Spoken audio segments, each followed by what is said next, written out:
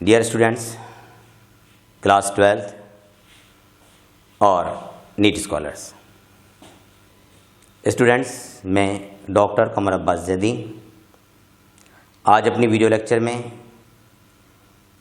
NEET scholars के लिए और क्लास 12th के स्टूडेंट्स के लिए biotechnology and its application chapter का टॉपिक बीटी कॉटन को डिस्कस करूंगा।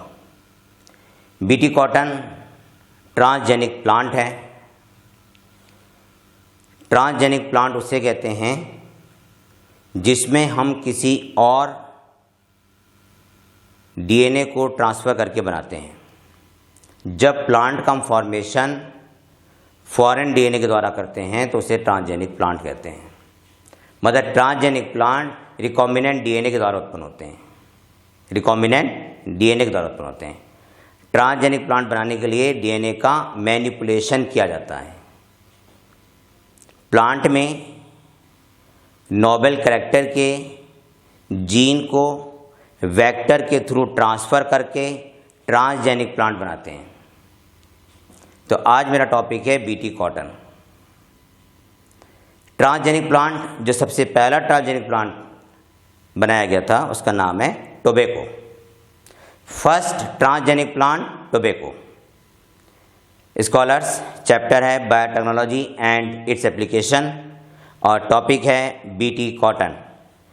जीएम क्रॉप जिसे कहते हैं, genetically modified crop, BT cotton. देखिए, कॉटन प्लांट को लेपिडोप्टेरन पेस्ट, लेपिडोप्टेरन पेस्ट में कौन से आते हैं? लेपिडोप्टेरन पेस्ट में आते हैं टोबैको, बडवॉर्म, आर्मीवॉर्म, डिप्टेरन इंसेक्ट्स जिसमें फ्लाइज आती हैं, मॉस्किटोज आते हैं, कॉलोप्टेरन इंसेक्ट्स जिसमें बीटल्स आते हैं। ये कॉटन प्लांट को नुकसान पहुंचाते हैं।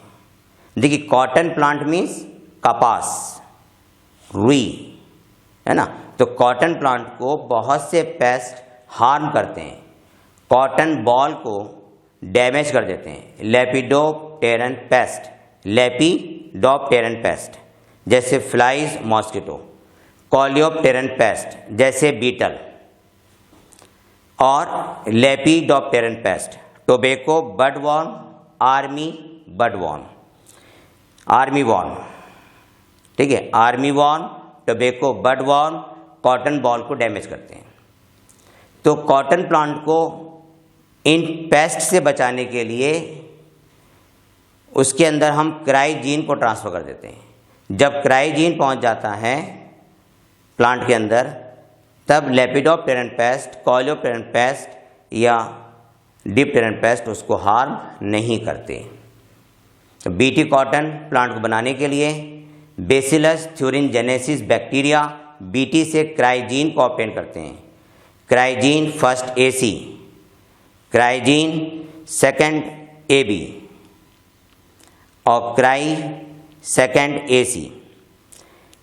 देखिए, क्राई फर्स्ट एसी और cry second AB cotton bollworm के लिए होता है। क्राई फर्स्ट एसी और cry second AB cotton bollworm के लिए होता है और cry first AB corn borer के लिए होता है। इसको नोट कर लें, cry first AB gene corn, CORN, corn borer के लिए, और क्राई फर्स्ट एसी और क्राई सेकंड एबी, है ना, कॉटन बॉल वॉर्म के लिए। तो बेसिलस थ्यूरिनजेनेसिस बैक्टीरिया से हमने क्राइजीन लिया। उस क्राइजीन को एटी के द्वारा, एटी एग्रोबैक्टीरियम ट्यूमिफेसियंस बैक्टीरिया के द्वारा, है ना, क्राइजीन को कॉटन प्लांट में ट्रांसफ़र कर देते हैं। जब कॉटन प्लांट की हर सेल के अंदर क्राइजीन पहुंच जाता है, तब इस कॉटन प्लांट को बीटी कॉटन कहते हैं। अब इस बीटी कॉटन प्लांट को कोई भी पेस्ट हार्म नहीं करता है। पहले आइए डायग्राम बनाते हैं, फिर मैं आपको इसको एक्सप्लेन करता हूँ।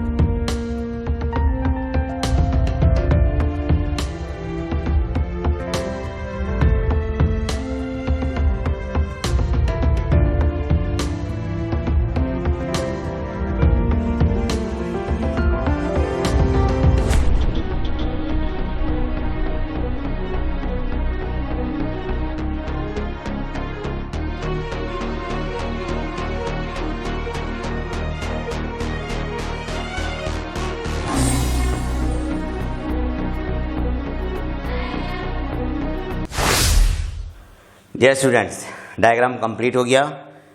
मैं आपको इसको एक्सप्लेन करता हूँ। देखिए हम क्या पढ़ रहे हैं आज, बीटी कॉटन। बीटी कॉटन की आवश्यकता क्यों हुई?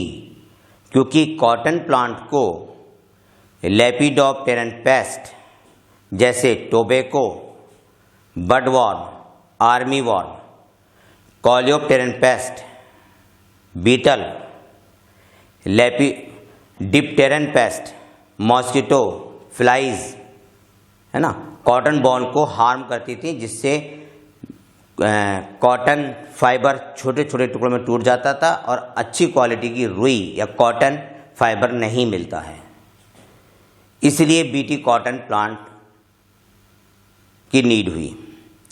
बीटी कॉटन प्लांट को लेपिडोप्टेरन पेस्ट, कॉलियोप्टेरन पेस्ट और लेपिडोप्टेरन पेस्ट हार्म नहीं करते और एक अच्छी क्वालिटी की रुई हमें मिलती है।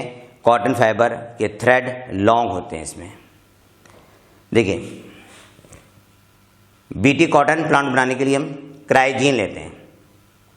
क्राइजीन का सोर्स है बीटी बैक्टीरिया। बीटी बैक्टीरिया से क्राइजीन निकाला हमने। क्राइजीन को स्मॉल से लिखते हैं, small CRY। क्राइजीन first AC, क्राइजीन second AB, क्राइजीन first AB, इस तरह से क्राइजीन होते हैं। फिलहाल मैंने यहाँ पे बीटी बैक्टीरिया से क्राई फर्स्ट AC जीन को ऑब्टेन किया। इस क्राई फर्स्ट AC जीन को निकालने के लिए यहाँ पर रेस्ट्रिक्शन एंडोन्यूक्लियेज एंजाइम का यूज़ किया। रेस्ट्रिक्शन एंडोन्यूक्लियेज एंजाइम की प्रेजेंस में क्राइजीन को हमने इसमें से बाहर निकाल लिया। एटी बैक्टीरिया, एग्रोबैक्टीरियम ट्यूमिफेसेंस बैक्टीरिया, इसको हम यूज़ कर रहे हैं वेक्टर के रूप में। इस बैक्टीरिया से हमने TI प्लाज्मिड बाहर निकाला। ये प्लाज्मिड है TI plasmid, tumour inducing plasmid. इस TI प्लाज्मिड को रेस्ट्रिक्शन एंडोन्यूक्लियस एंजाइम से ओपन किया। ये आपस में ना जुड़ जाए तो एल्कलाइन फास्फेटेज एंजाइम यूज़ किया। इसको ओपन करते ही इसमें क्राइजीन को इंसर्ट कर दिया, है ना। जैसे हमने इसको ओपन किया, जिससे को ऐसे था ना, ऐसे ओपन किया और इसमें क्राइजीन लाके हमने ऐसे फिट कर दिया और दोनों को जोड़ने के लिए DNA लाइगेज एंजाइम से हमने सील कर दिया। इसे कहेंगे रिकॉम्बिनेंट DNA। ये बन गया रिकॉम्बिनेंट TI प्लाज्मिड। इस रिकॉम्बिनेंट TI प्लाज्मिड को AT में ट्रांसफ़र कर दिया। इस AT को फिर ट्रांसफ़र कर दिया टोबैको, इस AT को ट्रांसफ़र कर दिया बीटी कॉटन के एम्ब्रियो में, बीटी कॉटन प्लांट के एम्ब्रियो में ट्रांसफ़र किया। बीटी कॉटन एम्ब्रियो की हर सेल के अंदर, है ना, ट्रांसजेनिक या ट्रांसफॉर्म AT बैक्टीरिया पहुंच गया। Recombinant AT bacteria BT cotton embryo की हर सेल के अंदर चला गया। इस एम्ब्रियो से प्लांट बना।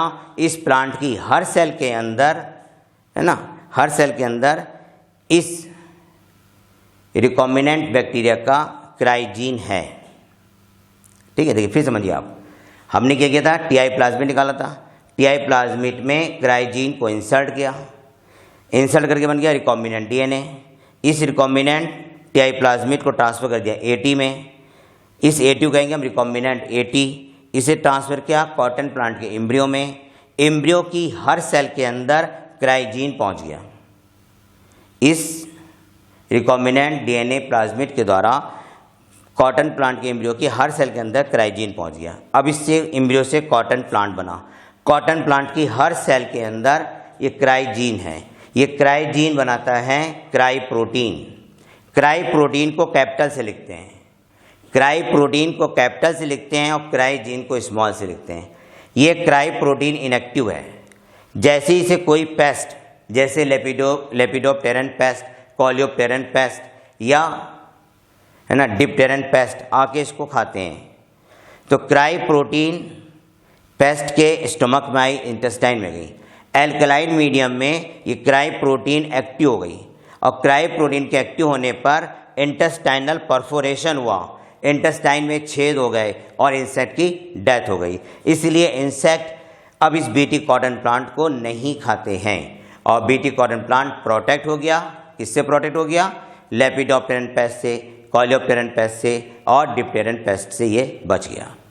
देखिए एनसीईआरटी में क्राइजीन 3 दिए हैं, क्राई फर्स्ट एसी और क्राई सेकेंड एबी। ये दोनों जीन कॉटन बॉल वॉर्म से प्लांट को बचाते हैं। और क्राई फर्स्ट एबी ये कॉर्न बोरर प्लांट से, क्राई फर्स्ट एबी जीन है ना, प्लांट को कॉर्न बोरर पेस्ट से बचाता है ना, कॉर्न बोरर पेस्ट का नाम है, उससे बचाता है। डियर स्टूडेंट्स, लास्ट में इसको एक बार मैं और एक्सप्लेन कर देता हूँ क्योंकि टॉपिक बहुत इंपॉर्टेंट है।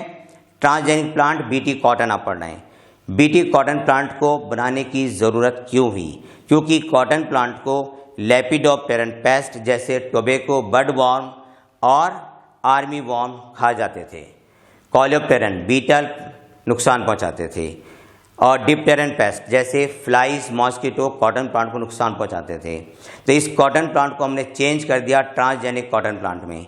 एक क्राइजीन होता है, वो क्राई प्रोटीन बनाता है, क्राई प्रोटीन इन पेस्ट को मार देता है। क्राइजीन का सोर्स है BT bacteria bacillus thuringiensis. BT bacteria से हमने प्लाज्मिड निकाला और उसमें से हमने, देखिए बीटी बैक्टीरिया से हमने क्राइजीन को ऑब्टेन किया, बीटी बैक्टीरिया से क्राइजीन निकाला हमने। तो यहाँ पे एंजाइम कौन सा यूज़ किया हमने? रेस्ट्रिक्शन एंडोन्यूक्लियर एंजाइम, इससे क्राइजीन आ गया। ये क्राइजीन कौन सा है? फर्स्ट एसी है ना। कॉटन प्लांट में क्राइजीन को ट्रांसफ़र करने के लिए एटी वेक्टर का यूज़ करते हैं। एटी एग्रोबैक्टीरियम ट्यूमिफेसियंस वेक्टर का यूज़ करते हैं। इस एटी बैक्टीरिया में टीआई प्लाज्मिड होता है। टीआई प्लाज्मिड को हमने बाहर निकाला। इस टीआई प्लाज्मिड को हमने ओपन किया रेस्ट्रिक्शन एंडोन्यूक्लियर एंजाइम से। ओपन करने के बाद ये आपस में ना जुड़ जाए तो अल्कलाइन फास्फेटेज एंजाइम यूज़ करते हैं। और यहाँ पे इसके जहाँ पे हमने ओपन किया है वहाँ पे क्राइजीन को इंसर्ट कर देते हैं। डीएनए लाइगेज एंजाइम इसको जोड़ देता है। जस्ट लाइक देखो स्टूडेंट, देखिए जैसे ये मान लीजिए डीएनए था, इसको हमने ओपन किया, ये आपस में ना जुड़े तो क्या डाल देते हैं यहाँ पे? Alkaline phosphatase. फिर हमने इसमें क्राइजीन को लाके ऐसे जोड़ दिया और डीएनए लाइगेज को हमने सील कर दिया। तो देखिए डीएनए लाइगेज सील हो गया। इसे हम कहेंगे रिकॉम्बिनेंट टीआई प्लाज्मिड। इस रिकॉम्बिनेंट टीआई प्लाज्मिड में क्राइजीन है। इस रिकॉम्बिनेंट टीआई प्लाज्मिड को एटी में ट्रांसफ़र किया, इसे हम कहेंगे ट्रांसफॉर्म्ड एटी बैक्टीरिया। इस ट्रांसफॉर्म्ड एटी बैक्टीरिया को हम ट्रांसफ़र कर देते हैं कॉटन प्लांट के एम्ब्रियो में। एम्ब्रियो की हर सेल के अंदर क्राइजीन पहुंच गया। अब इस एम्ब्रियो से कॉटन प्लांट बना जिसे हम कहते हैं बीटी कॉटन। इस बीटी कॉटन प्लांट की हर सेल के अंदर क्राइजीन है। वो क्राइजीन क्या बनाता है? क्राई प्रोटीन बनाता है। तो हर सेल के अंदर क्राई प्रोटीन है। क्राई प्रोटीन को कैपिटल से लिखते हैं और क्राइजीन को स्मॉल से लिखते हैं। क्राई प्रोटीन इनएक्टिव है। जब कोई लेपिडोप्टेरन पेस्ट, कोलेप्टेरन पेस्ट या डिप्टेरन पेस्ट आके है ना प्लांट सेल को खाता है तो क्राई प्रोटीन पेस्ट की इंटेस्टाइन में पहुंच जाती है और वहां पहुंचकर एल्कलाइन मीडियम में एक्टिव हो जाती है। एक्टिव मीन्स सक्रिय हो जाती है और क्राई प्रोटीन इंटेस्टाइनल परफोरेशन करती है। इंटेस्टाइन में छेद हो जाते हैं और इंसेक्ट की डेथ हो जाती है। इसलिए कोई भी इंसेक्ट अब बीटी कॉटन प्लांट के ऊपर अटैक नहीं करता। और बीटी कॉटन प्लांट जो कि ट्रांसजेनिक प्लांट है, जो कि जेनेटिकली मॉडिफाइड प्लांट है, अब वो पेस्ट से सेफ हो गया, उसको पेस्ट नुकसान नहीं पहुंचाते हैं। एनसीईआरटी में क्राइजीन 3 है, cry first AC, cry second AB. ये दोनों जीन कॉटन बॉल वॉर्म से प्लांट को बचाते हैं या प्रोटेक्ट करते हैं। क्राई फर्स्ट एबी ये प्लांट को कॉर्न बोरर प्लांट से बचाता है। डियर स्टूडेंट, ये टॉपिक यहाँ पे कंप्लीट होता है। स्टूडेंट ध्यान रखना, ये टॉपिक बहुत इंपॉर्टेंट है। बीटी कॉटन ये ट्रांसजेनिक प्लांट है। Thank you, wish you all the best. Dear scholars, एक बात मैं आपसे कहना चाहता हूँ, जो बच्चे नीट का एग्ज़ाम देना चाहते हैं, मेरे YouTube channel Zaidi bio classes में क्लास 11 और क्लास 12 एनसीईआरटी बायोलॉजी की चैप्टर की इम्पॉर्टेंट लाइन अवेलेबल है। आप उन लाइंस को ज़रूर पढ़िएगा, उसमें से क्वेश्चन आते हैं। Thank you, wish you all the best.